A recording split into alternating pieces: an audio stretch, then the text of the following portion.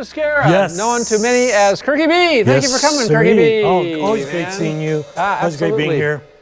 This is DrumChannel, and we're live at 6 o'clock. In fact, we're doing something at 6 o'clock every single day of the week, 7 days a week.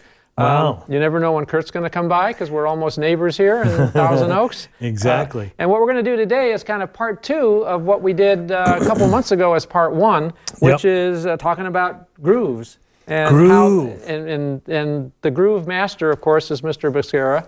Also have one of many. An interesting comment that you're going to see in a few minutes about the groove and pocket from an interview I did with Mick Fleetwood. So it's going to be, he hasn't seen this either. It's going to be real interesting to see what Mick has to say about that too.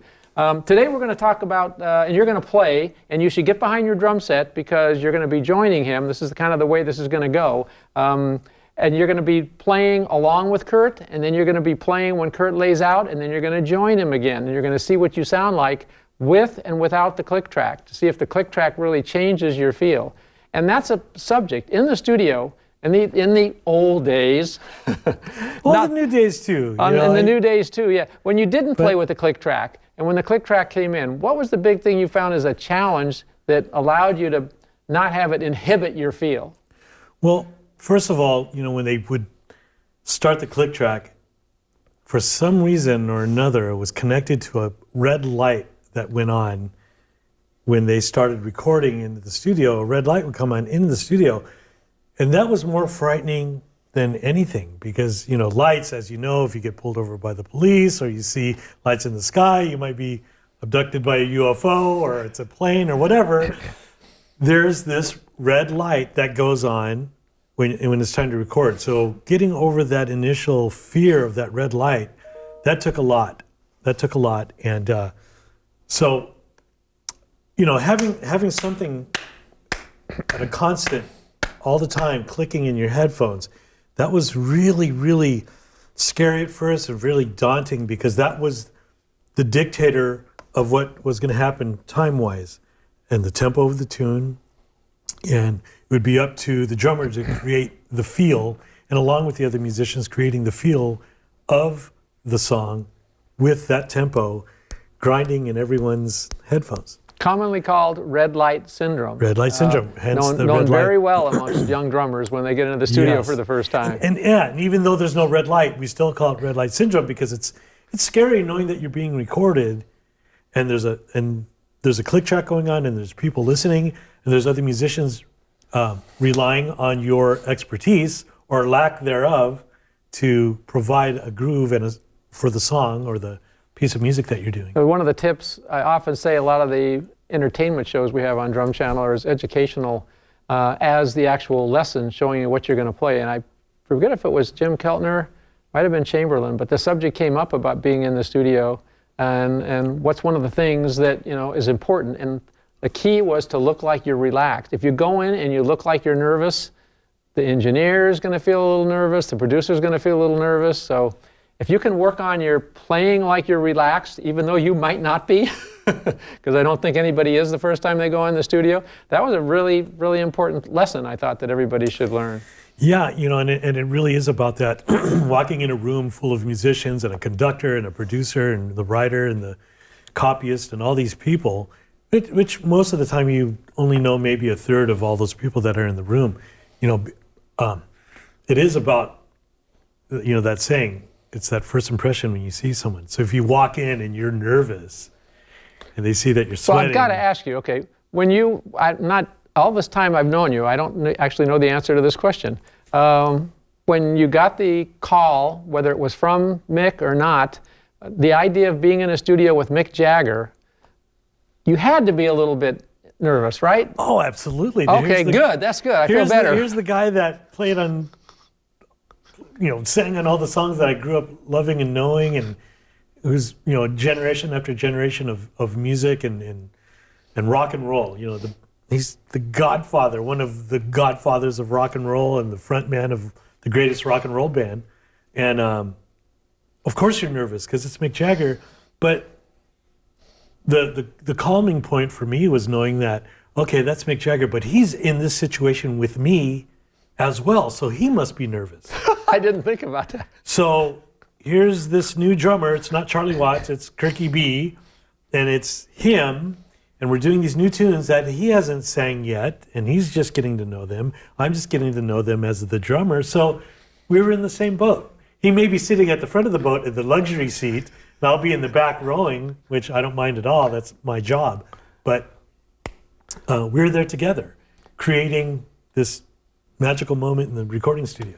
Let's get into finding out what that secret ingredient is that he liked in your playing, and that's what we're going to try and cover in this lesson. The groove and where it comes from in your soul. Get into the chat if you want to. If you're watching us on Facebook, yes. Hello. Also come to DrumChannel. The new DrumChannel site is beta.drumchannel.com. You could be one of the first people to check it out. We're calling it the beta site because we're allowing a lot of our existing subscribers to come over the next couple of weeks. It's 2 days old, although it's 2 years in the making. I know. Almost 10 if you want to count them all up. But check us out on beta.drumchannel.com. You can go into either chat. I'll ask your questions as time goes by here and time permits. Yes. But talking about, let's pick another person that you played with, Tom Petty. Tom Petty. God bless him. Yeah, definitely. The part one you did of this groove series, you covered a rock beat, you covered the halftime shuffle, and you did a Questlove tune. We thought we'd start this one out with a little similar to the rock beat, but a Tom Petty song that you did. Yeah, it's a Tom Petty song called Circus Walls that was featured on the record of the music of the soundtrack called She's the One, the movie. It was starring Jennifer Aniston and hosts of other amazing Hollywood actors and actresses. And Tom and the boys were summoned to do the music for it. And at the time, when Ferroni wasn't there, I played drums with Tom and got an opportunity to record this CD with Tom. And one of the hits from the record was called Circus Walls. And it's a simple rock beat, but what we're talking about today is feel and groove and pocket and that kind of thing. It's where everything comes into play. Feel, time, the tone of the drums, the attitude. So it's everything, like you were saying earlier about being nervous. It's a mid-tempo rock tune, very similar to lesson one of what we just did a few months ago on the Rock 1 lesson. This has everything to do with the most simplest eighth note rock beat, 1 and 3 on the kick, 2 and 4 on the snare, and then just eighth notes on the hi-hat. But it's the way it's played. And I'll try to perform that for you guys now. And you can, if you're on DrumChannel, beta.drumchannel.com, grab the download, download it right now, and you can check it out as he is playing it. Elias came in literally 5 minutes before we went live on the air and listened to him play it and ran in and transcribed it and put it up as a download. So it's number one. Let's hear it with the click, are you? Yeah, with the click. With the click, okay, let's give it a run. So the BPM on the click track is 104. I think that was record tempo, maybe not, but we're close. So it goes a little something like this.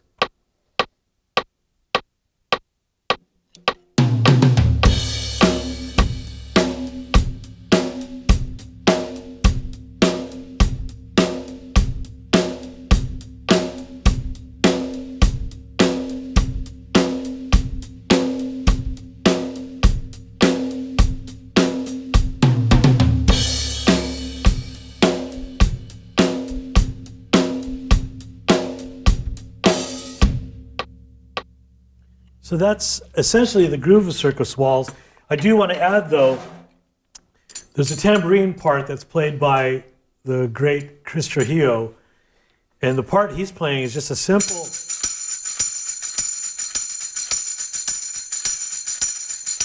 And it really, really complements the groove that I'm playing, and I know that groove seems very simple, but once you add the strumming of Tom's guitars and the guys adding their piece to the pie, to the music, to the song, and then you add that tambourine, it just really chugs it forward like a moving train.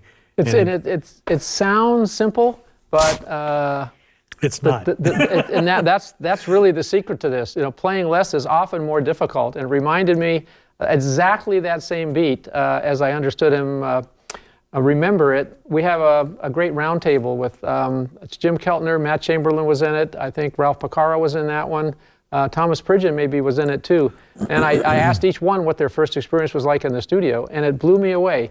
Matt said he had to play a basic beat, and of course he was known for being, you know, a great drummer with the bands that he had played with before that, but he actually was told by the engineer not to come back the next day because he was mortified. He stayed up all night doing just what you did. He said, I literally stayed, check out the show. It's in our roundtable shows here on the DrumChannel site. And as simple as it is, the idea is to get behind your drum set. If you're watching live, maybe you don't have the opportunity to do that now, but if watching this lesson on demand, get behind your drum set and play it along, and then lay out for 2 bars, listen to yourself play, and when he comes back in, see if it sounds the same. Let's try that. We were going to experiment with that. Okay, should we do it with the click track? Yeah, go ahead and do it with the click. Okay.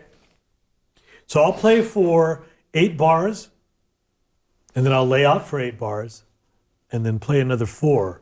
So that way you could get a chance to play along with me, get a chance to cop the feel of what I'm doing, and I'll lay out for 8 bars, and then you could play along with the click track, and then I'll come back in, and we'll do a little comparison. You can see where you're at with me and the click track and all 3 of us together, Mr. Click, me, and you. Okay, it goes something like this. Here we go.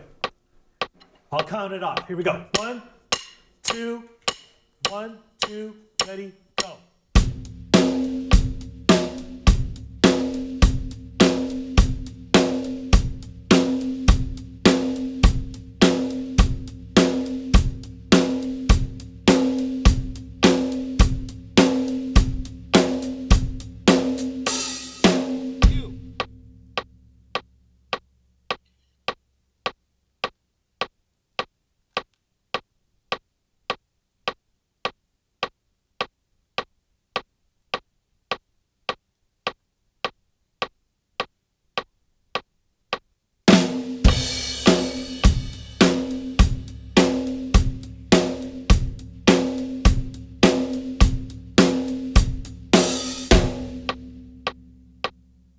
Okay, how did that feel? How did that sound to you? How did it resonate? Let's talk about it. And a key is, this is like a lesson for beginning, intermediate, or advanced students. If you're like just starting out, you're just trying to figure out independently how to play that, which is great. If you're intermediate, you should be playing it a little bit, but to get to advanced, you have to really make it feel the way you made it sound. And that's not an easy thing to do. This might sound to somebody who has just like started playing drums like, hey, I can play that, but big difference. Yeah, and the key to it, and I remember when I was studying at Musicians Institute in Hollywood, and there was my instructor, Ralph Humphrey, who has many lessons on this channel, would always say that to get to an expert level of playing with a click, you shouldn't be able to hear it. Hopefully I did that along with you guys, but more importantly, you should not allow it to interfere with what you're doing. So when I played along with it, it didn't scare me or it didn't interfere with anything. It was just more of a guide, kind of like going bowling and they put those things in the gutter that you could bounce the ball off of and it'll never hit or go in the gutter, it'll just always hit the pins. So I try to think of it in that terminology of that it's just a guide, but the main important thing is the feel. Bobby's got a question. Okay, Bobby. What I didn't do is bring my computer reading glasses, so I'll bend over a little bit to be sure what Bobby's saying. But he's saying, can you describe what you prefer to hear in your ear mix while recording versus playing live? Oh, okay. Brandon Boogie, maybe this is from. Oh, okay. Initially, whether it's live or studio, what I'd love to hear is be able to hear the click track perfectly. So if I'm playing and there's any outside noise outside of the headphones or in the studio, that won't interfere with what I'm hearing. So unfortunately, it's kind of loud. And I think I'm starting to suffer the consequences of that, but that's another story. But the second, underneath the click track, I like to hear my kick drum. Because the kick drum to me, and every drummer is different, the kick drum anchors my groove and it anchors my time feel. because that's where the downbeats always lie, is within the kick drum, for the most part of popular music. So if I have the click and a kick drum in my mix, and a little bit of a vocal, a little bit of guitar or keyboards that's guiding me harmonically through the song, meaning the chords and the structure of the tune, then I'm pretty much set. And sometimes, or most of the time actually, the singer, if they're singing along, I want to be able to hear the vocalist, because he or she may be singing about something that is very emotional. So I want to be able to translate that emotion that they're singing about onto the drums as well. Because there's nothing worse than someone bashing drums and they're trying to sing about love or, the hummingbirds. And I'll demonstrate that in another beat just moments away from now. We had a question here, do I have to subscribe to Drum Channel to see this live lesson? And the answer is no. You can certainly sign up for free, and that'll allow you to see all the content that we have for free for you, which is 6 lessons and 6 shows, and you can see the live content that way. Also, it only takes a couple of seconds, so please join us on beta.drumchannel.com. Sign up for free, it takes just a couple of minutes, and you'll be able to take advantage of not only the player, which will allow you to choose whether you want to see the overhead or the foot camera. Look out, Curt, they're going to be able to dial in on you any place, wherever you go, they got you. You'll see my bald spot. Yeah, you'll be able to see his bald spot, you'll be able to see the foot camera, the overhead, anything that you want to dial in on to see just where it's at. And on that last one, again, as simple as it is, check out just the bass drum and where he's laying that with the pulse of the time. The next one you're going to talk about is a little more up-tempo rock groove. Yes, more up-tempo rock groove, and I think we're going to do this one at 136 BPM, so you could set your metronome to that. And what this is, it's a rock groove, but what's cool about it is it's got the kick drum pattern on the ands, and you'll see it on DrumChannel.com. You'll see the actual notated part on there.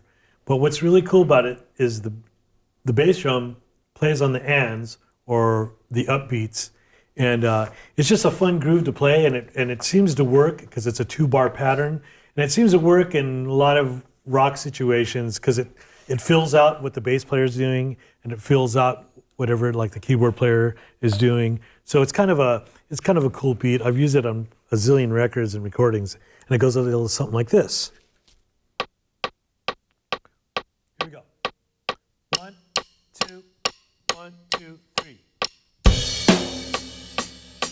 Like this.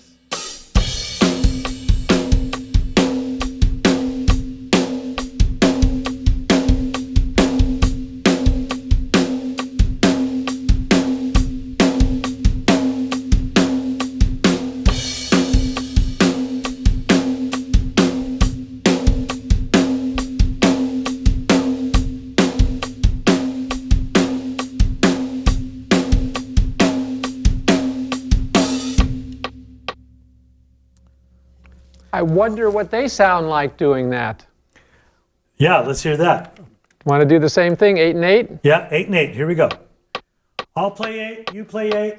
Here we go. 1, 2, 1, 2, go.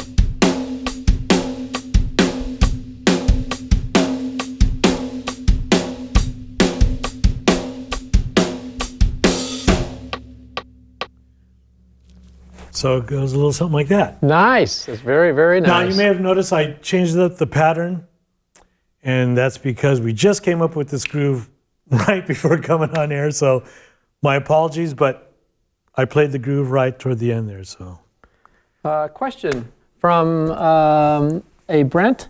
How do you prepare mentally for the amazing sessions that you do? Have a cup of coffee, I think, is probably the answer I know.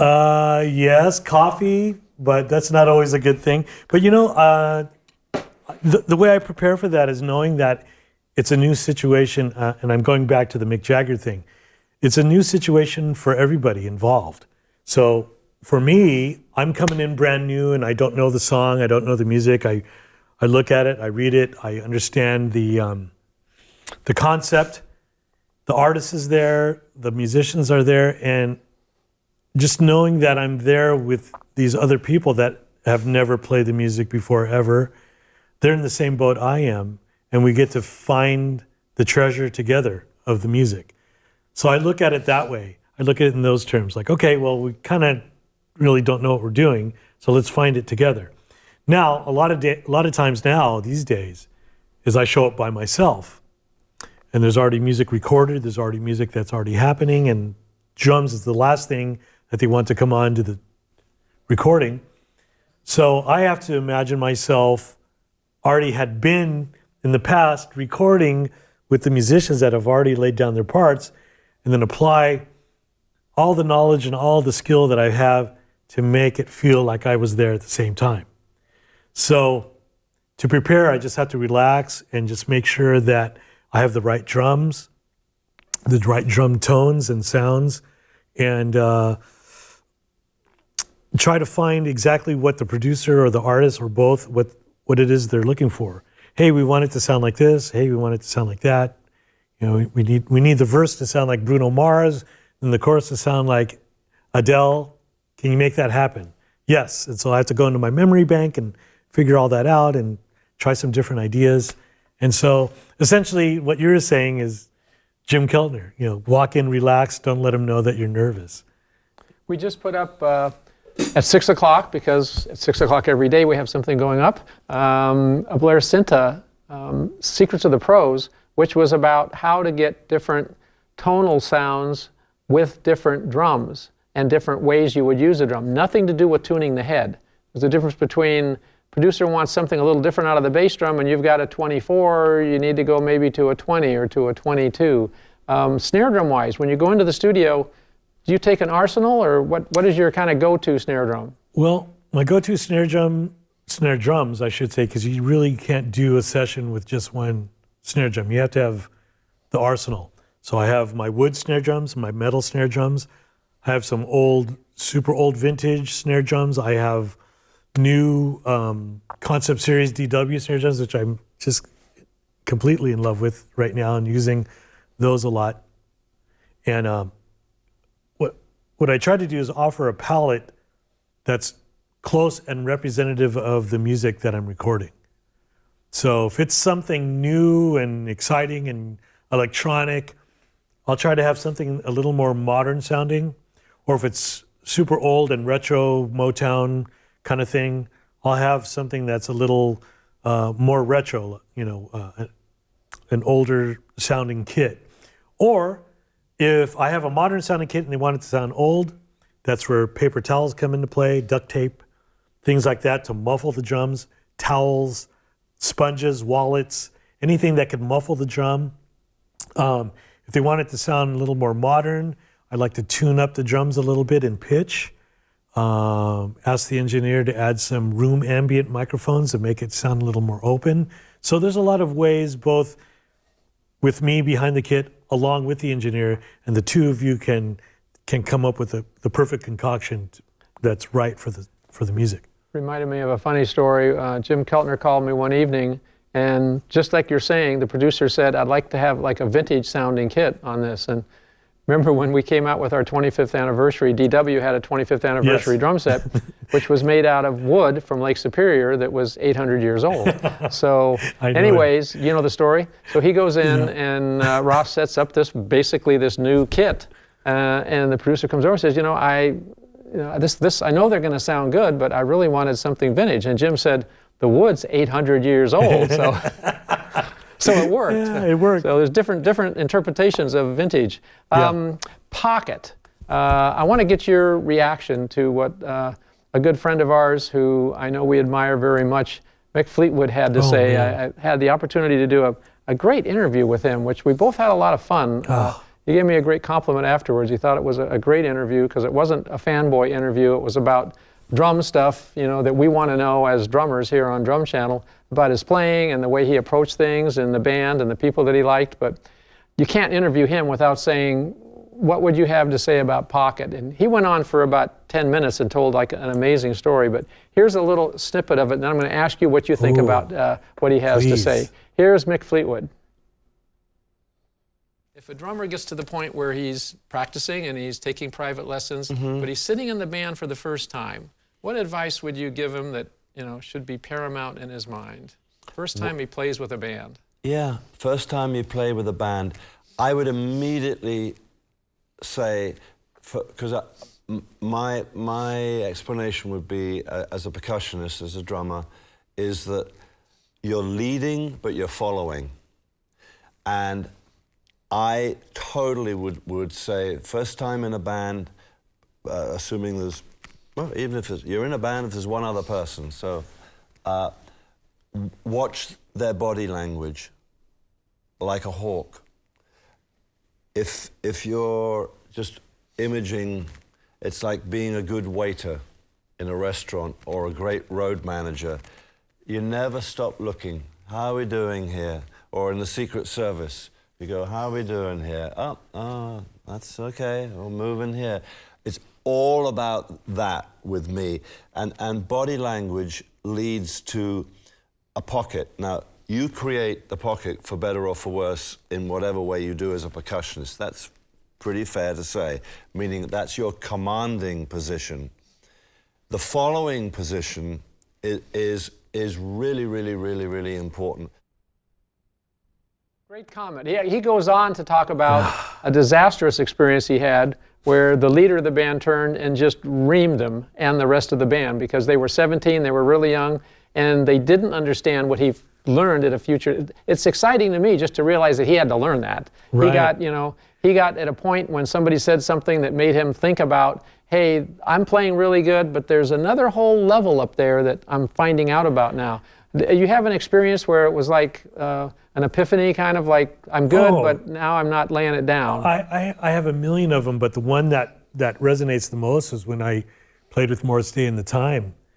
And, Morris came from Prince, Minneapolis, hardcore funk and R&B, and he's a drummer himself. So right there, the pressure and the scrutiny was very real and very you difficult. Come from. Right, and I come from playing with Morris, and that was my first gig. Where you grew up and everything was different right. tone. I come from Santa Maria, California, which is a Central Coast town, and strawberry fields and farming and things like that. So with Morris, working with him, everything was about his body language, and I completely agree with Mick Fleetwood on this. Everything was about body language, and if I knew that Morris's head was bobbing a certain way, that it felt good. When it stopped bobbing, I knew something was wrong. And another thing that he would always do, he'd always give hand cues, like, hit me 3 times, or hit me 4 times, or, bop, bop, bop, bop. And that's from the James Brown era, that's from that whole era of dance and R&B and that whole thing. But if you weren't watching him, and let's say he's on the left side of the stage and I'm looking over here and he does a cue and I miss it, guess what happens? With his band, he would dock you. He'd take money out of your paycheck. And that happened a few times with me. So I learned right away, no matter where he is, keep your eye on him because you don't know when he's going to give you a cue.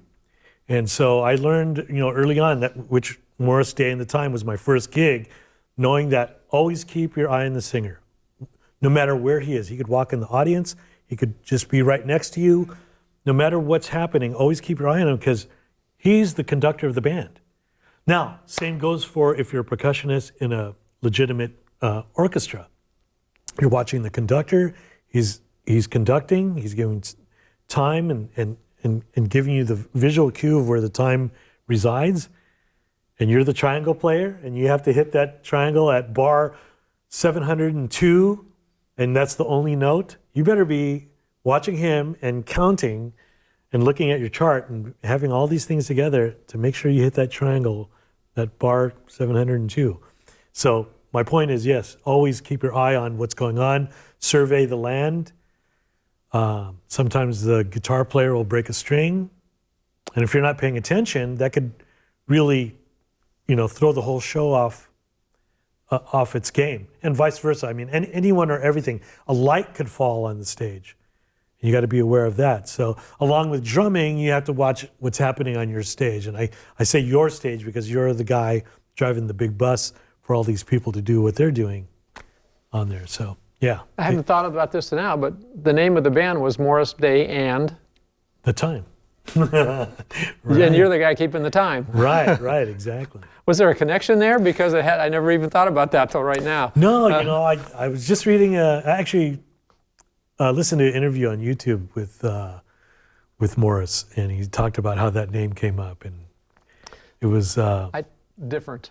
Yeah. I told a story which I won't tell again now because I happened to tell it to Mick Fleetwood when we did the interview. Exactly what you said is how Max Weinberg got the gig with Bruce Springsteen. It's exactly what you said. Had to happen. As far as watching among all 40 drummers that auditioned. He did something that the other 40 didn't do. It had nothing to do with what he was playing. Right. But right. That's these kinds of little tips that I hope you're learning here are things that are invaluable to be the difference between getting the gig and not getting the gig and getting up to that next level. Yeah. I picked something that I thought was going to be brutal for you to play, and I suggested, and you said you would. And I was going to go down to one of the hardest things to do. As much as it's difficult to play simple, to play a slow ballad is even harder. Yes. And I've got some questions to ask you about any tips you would give to do through that. The one who, when I was really young, somebody who just blew my mind, wasn't a Barry Manilow fan, but I had to go see Barry Manilow because I had a date and that's where she wanted to go. Got to make the ladies happy. And it's John Ferraro, and they played a ballad that, one thing playing a ballad slow is often difficult, but at triple forte, it was like unbelievable. But let's try a slow ballad, and then I kind of want to know if you're thinking of anything to fill in the time in between where you could, go out to lunch. Well, that's the secret to playing a ballad, and especially a 6/8 ballad. 1, 2, 3, 4, 5, 6. 1, 2, 3, 4, 5, 6. 1.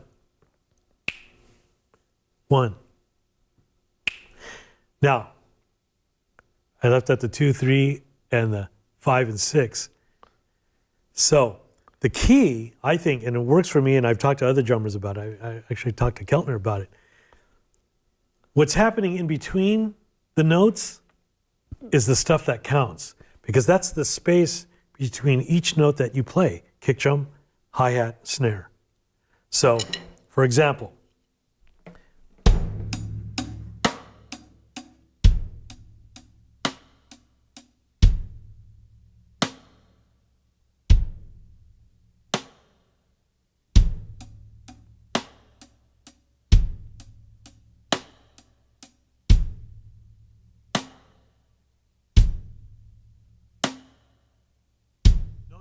play any of those eighth notes in between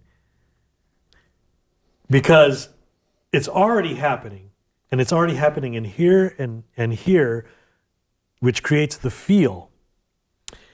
So once you establish that time, you have to understand the space in between your limbs.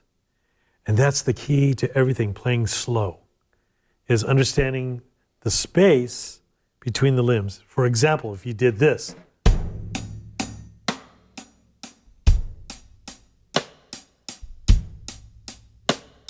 the second you speed up the leading hand or the foot or the snare drum, your other limbs are going to follow. It's like dancing. If for some reason you had 2 left feet, you would just everything would start moving to the left.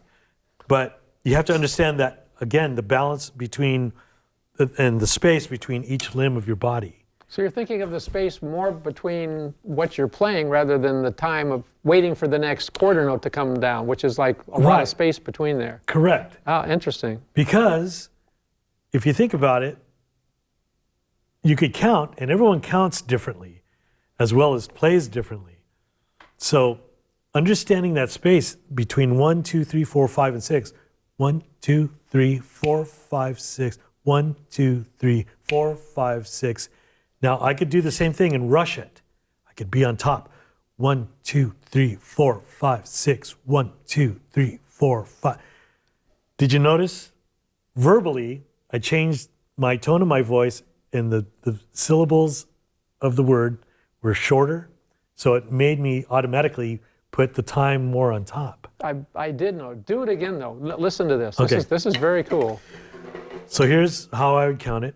1, 2, 3, 4, 5, 6. 1, 2, 3, 4, 5, 6. Okay, here's how it would sound if I rushed it. 3 and 4 and 1, 2, 3, 4, 5, 6. 1, 2, 3, 4, 5, 6. 1, 2, 3, 4. So again, it's understanding that space in between what I'm saying or what you're playing. And I know it sounds weird. It's like, well, that's easy. It's you just have to wait. Well, it's not that, because you have to feel where that's going to happen. And again, that takes a lot of time and a lot of practice and a lot of understanding the note value.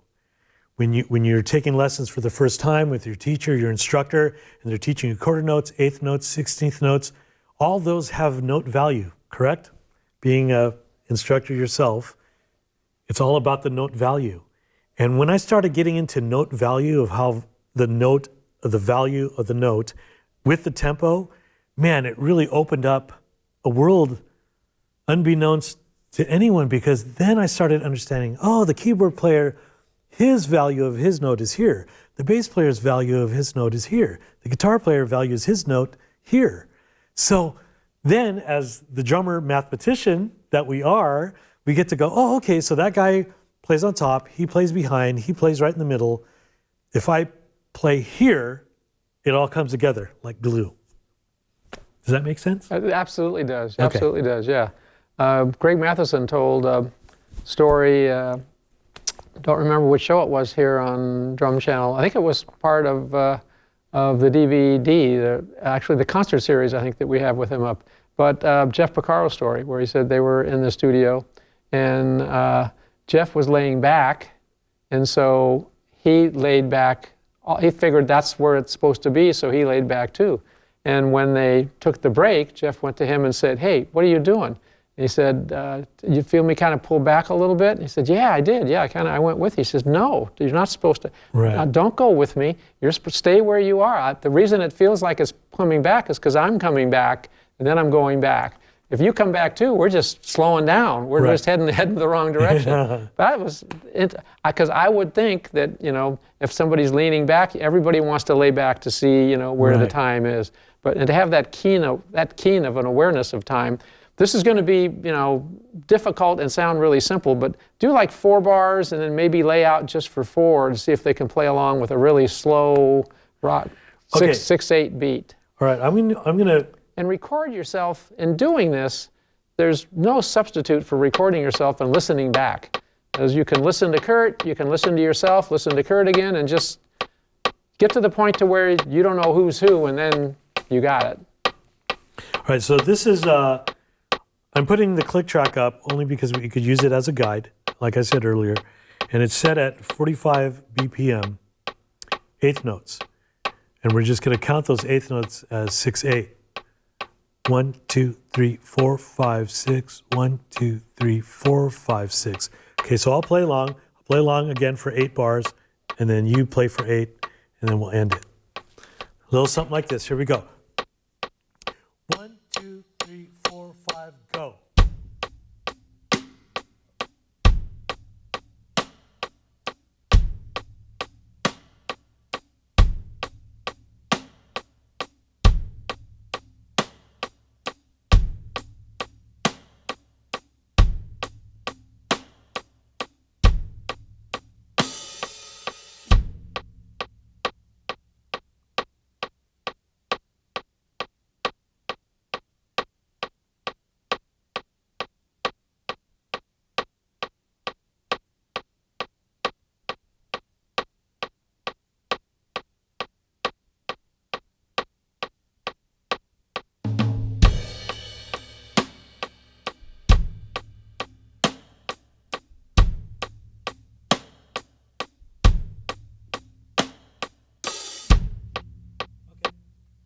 sound like so simple to you, but what a difference. I mean, sitting here hearing it live right next to you, it's exciting.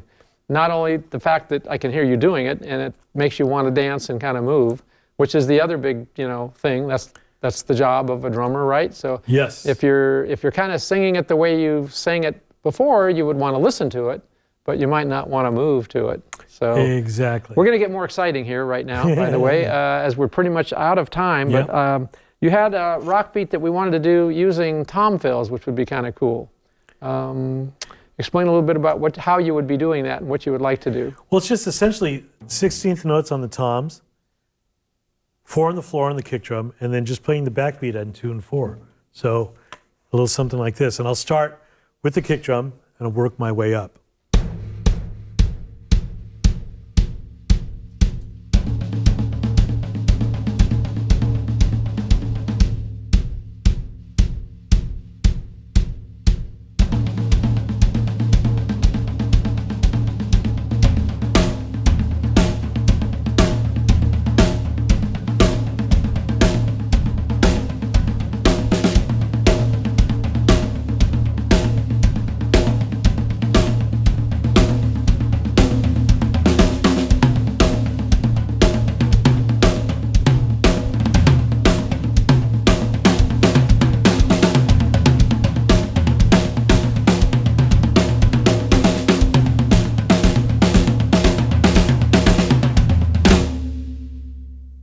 All just 16th notes hand to hand, right?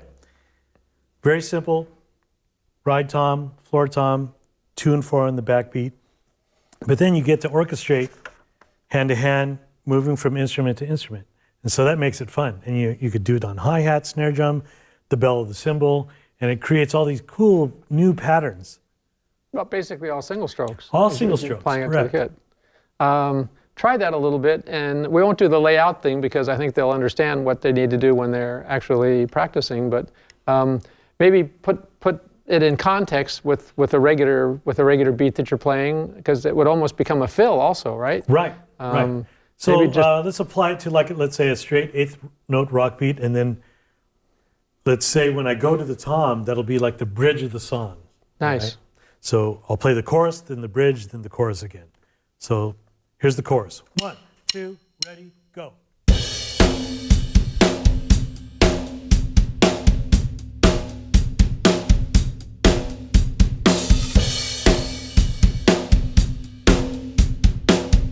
Okay, here comes the bridge.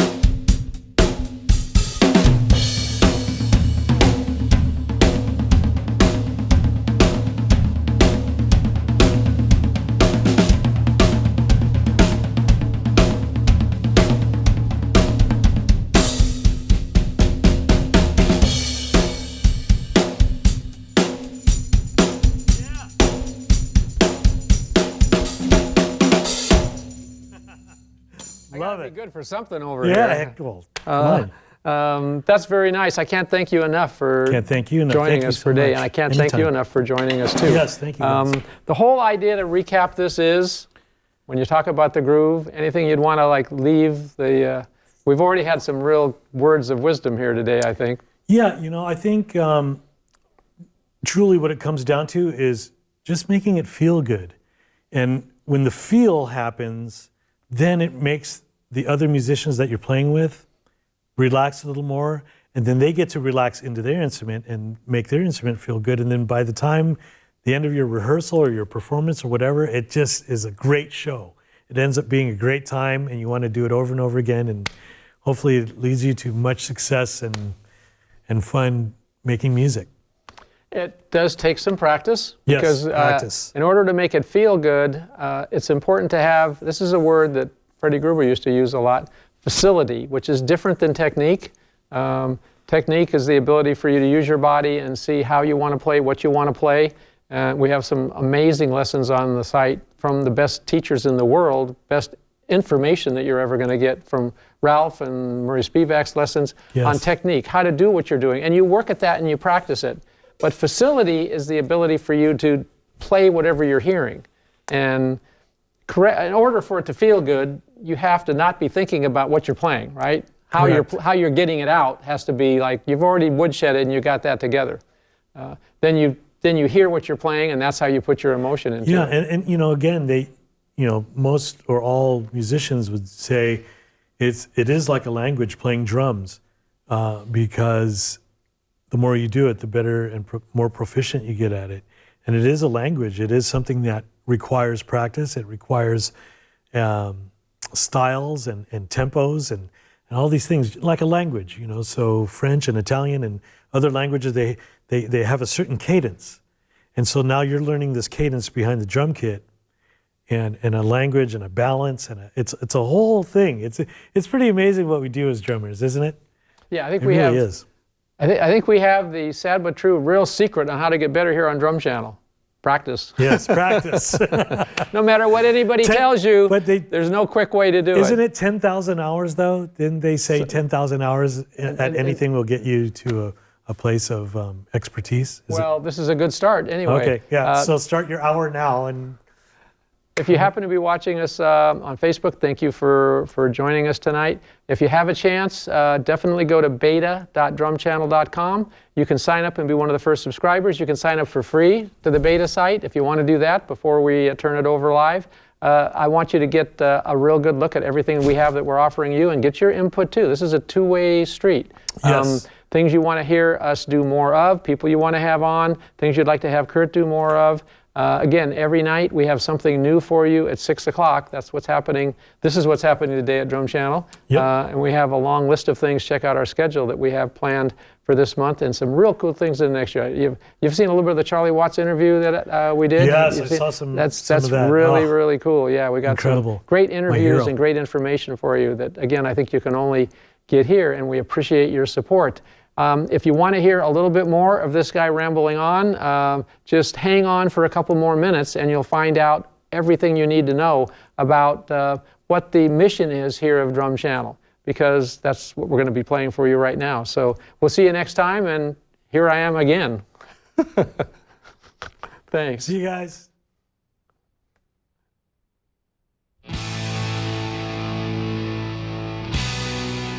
Hi, I'm Don Lombardi. About 40 years ago, I started DW drums in my garage. And 20 years before that, I was working as a professional drummer and teacher. During that whole period of time, I was lucky to get to know many of the greatest drummers and teachers of all time. Don is pretty much a beast, aside from the fact that he has like more than 30 patents to his name, and he pretty much invented the double bass pedal as we know it today. He's got these amazing real-world, personal friendships and relationships with drumming royalty, drummers who literally changed the face of drumming forever. And it's not just professional relationships, he's friends with these people, he has been for decades. So that kind of access to those relationships gives DrumChannel access that nobody else has. Jimmy Chapin, Joe Morello, Tony Williams, and today's great drummers hanging out with Peter Erskine and Neil Peart and Terry Bozzio. I remember taking Elvin Jones to his gig and spending countless days with Buddy Rich. These are memories and experiences that money just can't buy. If they were here today, they would tell you that experience is your best teacher. And on DrumChannel.com, I can share their knowledge and their experience with you. Being able to study with Alex Acuna, Chad Wackerman, and Greg Bissonette privately for several years. They're people who I consider the top pinnacle of drumming and just the music industry today. And all those people have shaped me profoundly as a musician and as a person. And the idea that anyone can now be influenced or shaped musically or personally the way I have is amazing to me. We have this huge wealth of information, and it's available at any time, at any place. So the great drummers of today, who are really the pioneers of the future, started coming out to DrumChannel and filming lessons. A moment that really sticks out in my mind is setting up Neil Peart's drum set a few years ago. And I'm sitting at the throne putting a mic on the kit, and I kind of had to sit back and go, whoa. I'm actually getting to set up Neil's drums. And this kind of moment is the experience I'm only going to have at DrumChannel. After filming our lessons, we had the greatest drummers in the world hanging out right here in this studio for hours, showing each other what they were doing, grabbing practice pads, grabbing some sticks, telling unbelievable stories, and I just thought, I've got to share this information with you. And that's how DC Shows got started. there's drum jams, there's band concerts. The shows are really a great way to learn. We also have a unique video player where you can choose the camera angle you want to watch, which will help you focus on whatever you're working on. DrumChannel is a unique opportunity for you to invest in your future, and we have made sure that it's worth it. Check out what some of the members of DrumChannel have to say. Think about how much you spend on a cup of coffee. Imagine if you could take that money and have at your fingertips the wealth of knowledge from some of the most incredible drummers in the world. You are totally into the drummer's world. You get to see these drummers up close and see exactly what they're doing is absolutely incredible. You won't be a better drummer just by watching it. You have to practice, but you can get the inspiration and they can show you the way. You don't need to make the mistakes they already did, all the teachers. So. Just really opens the whole world of drumming in a different way.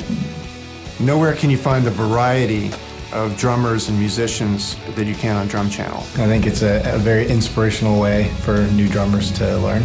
You can't get it anywhere else. It's given us this chance. So thank you to DrumChannel.